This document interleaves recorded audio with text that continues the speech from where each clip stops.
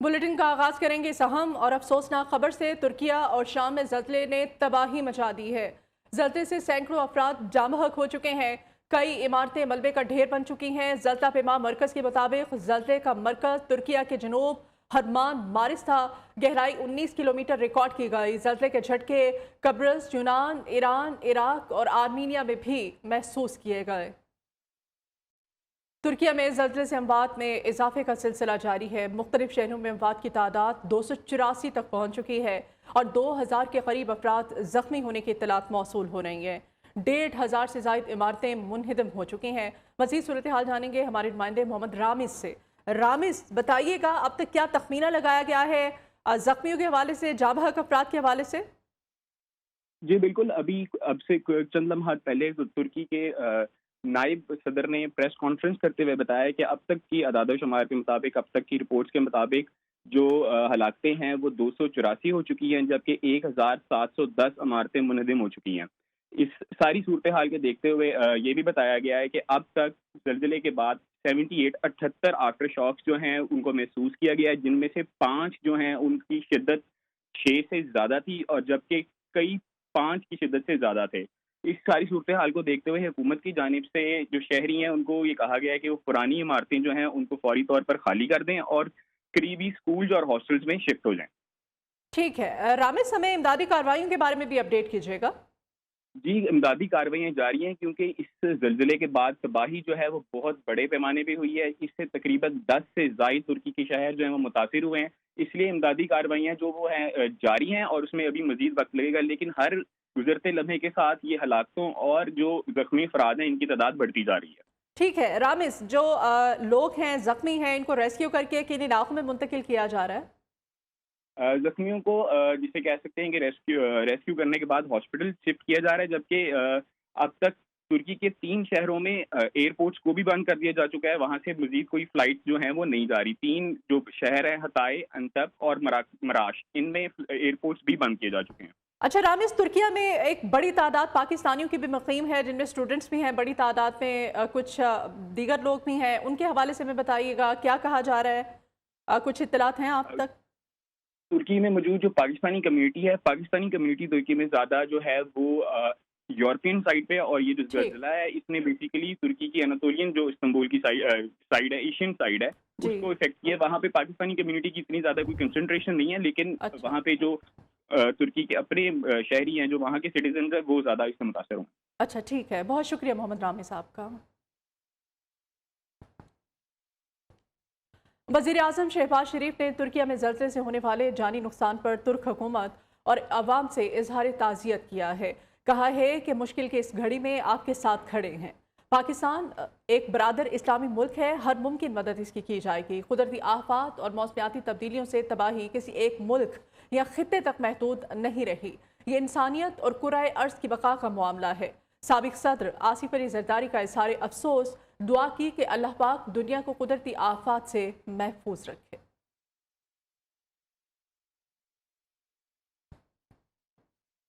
बढ़ेंगे कुछ दीगर खबरों की जानिब और आपको बताएं कि इस्लामाबाद हाई कोर्ट ने शेख रशीद के खिलाफ मोचकू और लसबेला में दर्ज मुकदमात मुअत्तल कर दिए हैं। साबिक वजीर दाखिला की जानिब से कराची मुंतकली रोकने के लिए दायर दरखास्त पर समाअत जस्टिस तारिक महफूज जहांगीरी ने इस्तफसार किया कि बयान पोलिंग क्लिनिक में दिया तो मुकदमा कराची में कैसे दर्ज हो गया। एक ही वक़ूए पर मुख्तलिफ शहरों में FIR कैसे दर्ज हो सकती है। यह सिलसिला कहाँ जाकर रुकेगा। अदालत का बार काउंसिल्स, अटॉर्नी जनरल और एडवोकेट जनरल को नोटिस समाज जुमेरात तक के लिए मुलतवी कर दी गई है। पुलिस एहलकारों के हाथों कत्ल होने वाले नौजवान उसामा सत्ती को 2 साल बाद इंसाफ मिल गया। 2 मुल्जिमों इफ्तिखार अहमद और मुस्तफ़ा को सजाए मौत, 3 को उम्र कैद की सजा सुना दी गई। एडिशनल सेशन जज जेबा चौधरी ने महफूज फैसला सुना दिया। उसामा सत्ती केस का ट्रायल 2 साल 1 माह जारी रहा। फैसला सुनने के बाद मकतूल के वालिद आबदीदा हो गए। उसामा सत्ती को 2021 में श्रीनगर हाईवे पर कत्ल किया गया था। इस बारे में मज़ीद तफसीलात जानते हैं इस रिपोर्ट में। साबिक सदर जनरल रिटायर्ड परवेज़ मुशर्रफ की नमाज जनाजा कल होगी। करीबी ज़राए के मुताबिक परवेज़ मुशर्रफ की नमाज जनाजा कराची में मलीर कैंट के पोलो ग्राउंड में अदा की जाएगी। तर्जुमान दफ्तर खारिजा के मुताबिक मुत्तहिदा अरब अमारात में पाकिस्तान मिशन परवेज़ मुशर्रफ के ख़ानदान के साथ राब्ते में है। मैयत पाकिस्तान लाने के लिए मुकम्मल ताउन किया जा रहा है। इस बारे में मजीद डिटेल्स लेते हैं सरदार शहराज से। जी सरदार शहराज। जी, साबिक़ सदर जनरल रिटायर्ड परवेज़ मुशर्रफ के हवाले से जो है उनके करीबी जो ज़राए हैं, ख़ानदानी ज़राए, वो इस बात को कन्फर्म कर रहे हैं कि उनकी नमाज़ जनाज़ा कल जो है 7 फरवरी को कराची में होगी। उनकी तदफीन मलीर कैंट में जो मिलिट्री अपना फौज का एक कब्रिस्तान है उसमें की जाएगी और वहीं पे जो है ना पोलो ग्राउंड जो है उसमें नमाज़ जनाज़ा होगी। इस हवाले से दफ्तर खारजा के तर्जमान से जब रब्ता किया गया तो उनका ये कहना था कि मुत्तहिदा अरब अमारात में जो पाकिस्तान का मिशन है वो सदर परवेज़ मुशर्रफ के ख़ानदान से राब्ते में है और उनकी वतन व जस्टिखाकी को वो पाकिस्तान लाने के लिए इंतजाम किए जा रहे हैं और मिशन उनके साथ मुकम्मल तावन कर रहा है। जी ठीक है, बहुत शुक्रिया सरदार शहराज आपका। बुलेटिन में वापस आएंगे एक ब्रेक के बाद, हमारे साथ रखिए।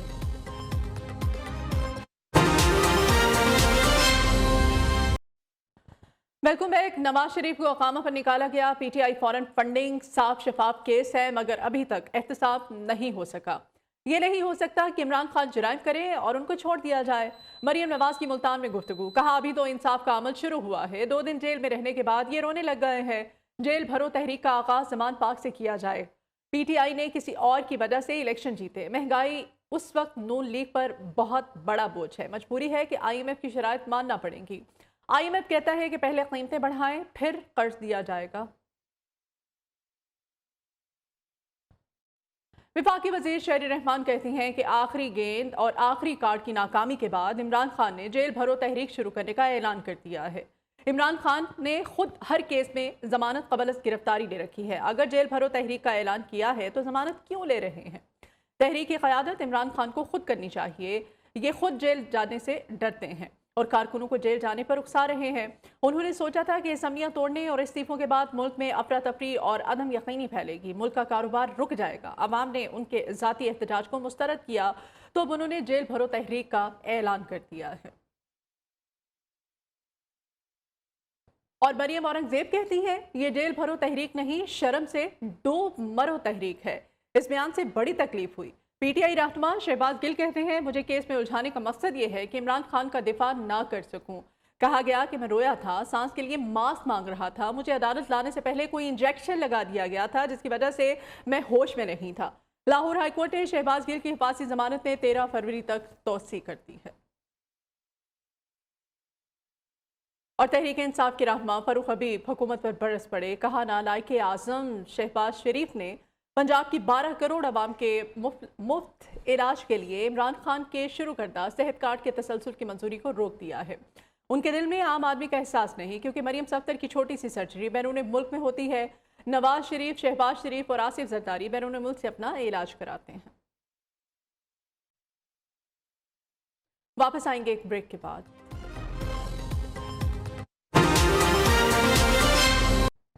दहशतगर्दी के मामले पर बुलाई गई ऑल पार्टीज कॉन्फ्रेंस का शेड्यूल तब्दील कर दिया गया है। वज़ीर इत्तलात मरियम औरंगजेब के मुताबिक APC 7 की बजाय अब 9 फरवरी जुमेरात को इस्लामाबाद में होगी। APC में दहशतगर्दी के खिलाफ मुश्तरका हिकमत अमली मुरतब की जाएगी।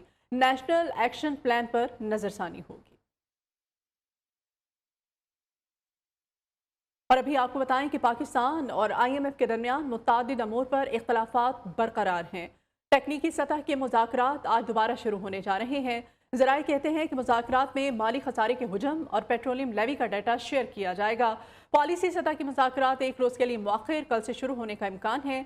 वज़ारत ख़जाना हुकाम कहते हैं कि इक़्तिसादी टीम को 9 फरवरी तक मामला तय पाने की उम्मीद है। डॉलर सस्ता, रुपए की कदर में इजाफा। इंटरबैंक में डॉलर 5 रुपये 58 पैसे सस्ता हो गया। इंटरबैंक में डॉलर 271 रुपये का फरोख्त हो रहा है। काश्तकारों की मुश्किलात में इजाफा। यूरिया की बोरी 600 रुपये तक महंगी कर दी गई। एक हफ्ते में यूरिया की 50 किलो बोरी 600 रुपये तक महंगी हो गई। यूरिया के 50 किलो की बोरी की कीमत 3400 रुपये तक पहुंच चुकी है। गरीब के लिए अब सफ़र करना मज़ीद मुश्किल हो गया है। ट्रेन के किरायों में 8% तक इजाफा कर दिया गया है। कराची से फैसलाबाद इकोनॉमी ट्रेन का किराया 2200 रुपये कर दिया गया है। मुसाफिरों को मुश्किलात का सामना है। किरायों में इजाफे के बारे में मुसाफिर क्या कहते हैं, ये हम जानेंगे हमारी नुमाइंदा हफ्सा शकील से।